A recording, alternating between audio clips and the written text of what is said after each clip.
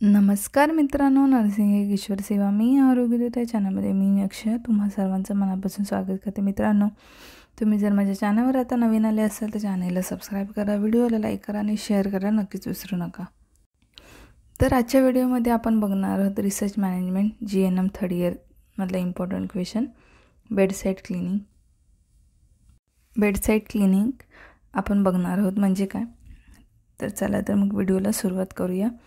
परिचर्या प्रशिक्षक प्रत्यक्ष रुग्णालयात आरोग्य केंद्रात जाऊन रुग्णाच्या बिछाणाजवळ प्रशिक्षणार्थींना वैयक्तिक किंवा सामूहिकरित्या रुग्णांबाबत, आजाराबाबत तसेच परिचर्या कृतीचे प्रात्यक्षिक शिक्षण देतात. तर काय आहे परिचर्या प्रशिक्षक प्रत्यक्ष रुग्णालयात आरोग्य केंद्रात जाऊन रुग्णाच्या बिछाणाजवळ प्रशिक्षणार्थींना वैयक्तिक किंवा सामूहिकरित्या रुग्णांबाबत, आजाराबाबत तसेच परिचर्या कृतीचे प्रात्यक्षिक शिक्षण देतात. याचे हेतू काय आहे, तर परिचर्येचा दर्जा वाढवणे.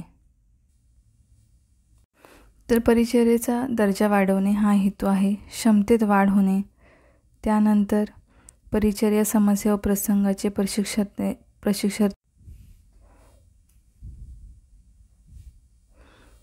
तर अशा प्रकारे आपल्याला परिचर्येचा दर्जा वाढवणे, क्षमतेत वाढ होणे, परिचर्या समस्या व प्रसंगाचे प्रशिक्षणार्थींना विश्लेषण करता येणे, प्रत्येक रुग्ण एक व्यक्ती म्हणून समजून घेणे, त्यांच्या समस्या जाणून घेणे, रुग्णांचा सर्व अभ्यास करणे, प्रशिक्षणार्थीची पद्धतशीर व संघटितरित्या निरीक्षण शक्ती जी आहे ती वाढवणे, रुग्णांची सर्व माहिती संवेदनशील रीतीने समजून घेणे, त्यामुळे थिअरी व प्रात्यक्षिक सर्व यामध्ये अंतर कमी करणे हे हेतू आहेत.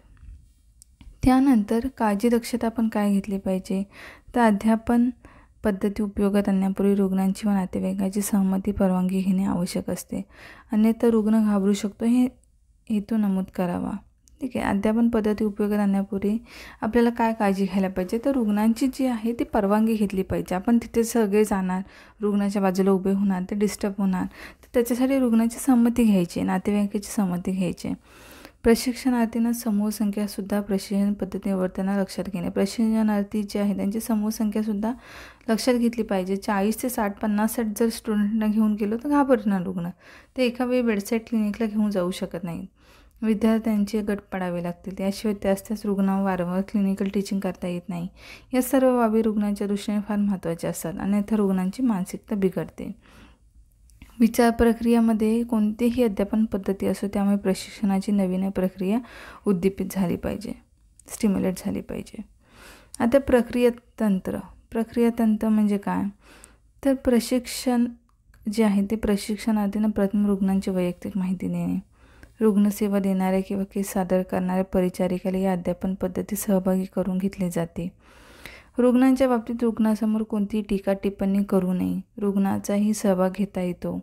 रुग्ण स्वतः त्याच्या आजाराबद्दल सांगू शकतो. रुग्ण, विद्यार्थी, शिक्षक एकमेकांना प्रश्न विचारू शकतात, चर्चा करू शकतात.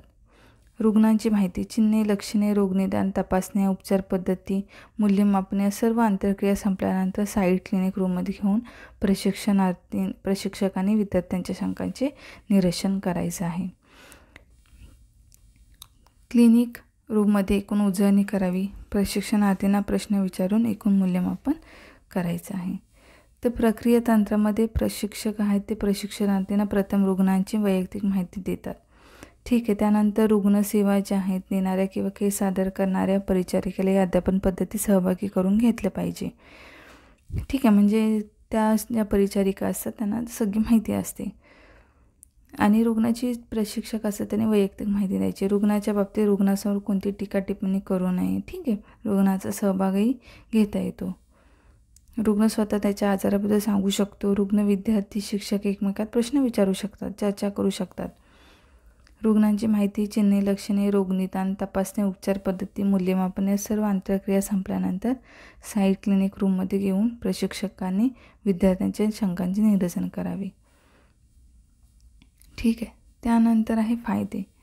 विद्यार्थी केस सादर करत असेल तर तयारी अभ्यास चांगला करून घेतात, सादरीकरणाचे स्वातंत्र्य मिळते, विचार प्रक्रिया उद्दीपित होते, मीमांसा प्रवृत्ती वाढते.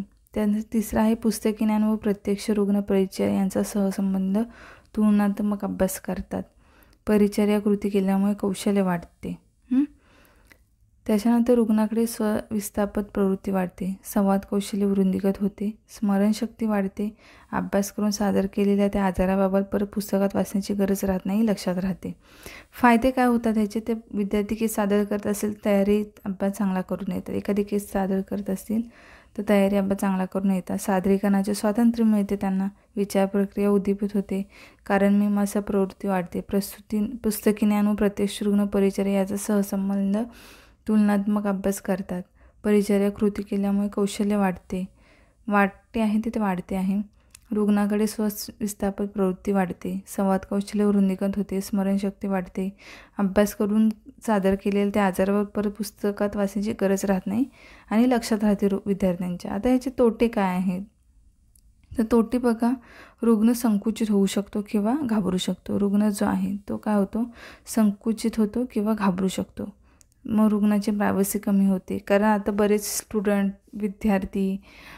विद्यार्थी प्रशिक्षक जाऊन चर्चा करणार, बऱ्याचदा रुग्णांना आवडत नाही तर ते संकुचित होतं, त्यांची प्रायव्हसी कमी होते, डिस्टर्ब होतं त्यांना. सर्वसाधारण रुग्णकक्षामध्ये ही पद्धती वापरता येते, पण स्पेशल रूम, प्रायव्हेट रूममध्ये परवानगी मिळणे कठीण असते. तर रुग्ण संकोचित होऊ शकतो, घाबरू शकतो, रुग्णाची प्रायव्हसी कमी होते.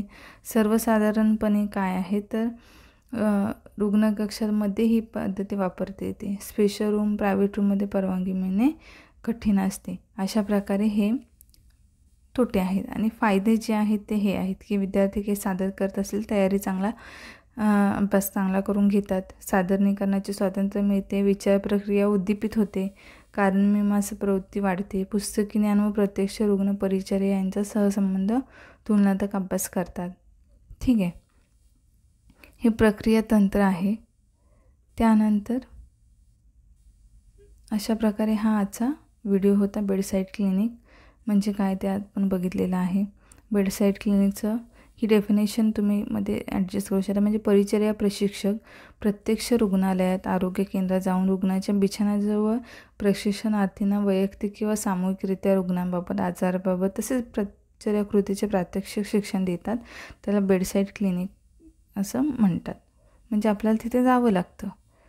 बेडसाईड क्लिनिक म्हणजे काय आहे नक्की? तर परिचर्या प्रशिक्षक जे आपले नर्सिंग ट्युटर असतात ते प्रत्यक्ष रुग्णालयात, आरोग्य केंद्रात जाऊन रुग्णाच्या बिछाण्याजवळ प्रशिक्षणार्थींना वैयक्तिक किंवा सामूहिकरित्या रुग्णांबाबत, आजाराबाबत तसेच परिचर्या कृतीचे शिक्षण देतात. तिथे रुग्णांबद्दल माहिती, त्यांच्या आजाराबद्दल माहिती मिळते, नॉलेज मिळतं, कुठल्या पद्धतीचा रुग्ण आहे ते आपल्याला कळतं. तर अशा प्रकारे हे बेडसाईड क्लिनिक आहेत. ठीक आहे, तर हा आजचा रिसर्च मॅनेजमेंटचा महत्त्वपूर्ण प्रश्न होता. आणि अजून खूप इम्पॉर्टंट क्वेश्चन आहेत संशोधनाबद्दलचे, ते मी लवकरात लवकर घेऊन येण्याचा प्रयत्न करते, कारण एक्झाम जवळ आल्यात. लवकरात लवकर आता एक्झाम स्टार्ट होतील. तर तुम्हाला स्वतः सेल्फ स्टडी करायचं तुमच्या नर्सिंग, कारण दुसऱ्याने कुणी ह्या नोट्स म्हणजे मर्यादित आहेत. तुम्हाला नर्सिंग ट्युटर किंवा तुमचे सिनियर्स कुणाकडून नोट्स मिळत असतील तर त्याचाही सेल्फ स्टडी करू शकता. तुम्ही स्वतः नोट्स बनवू शकता. अशा प्रकारे स्टडी करायचं आहे. ठीक आहे,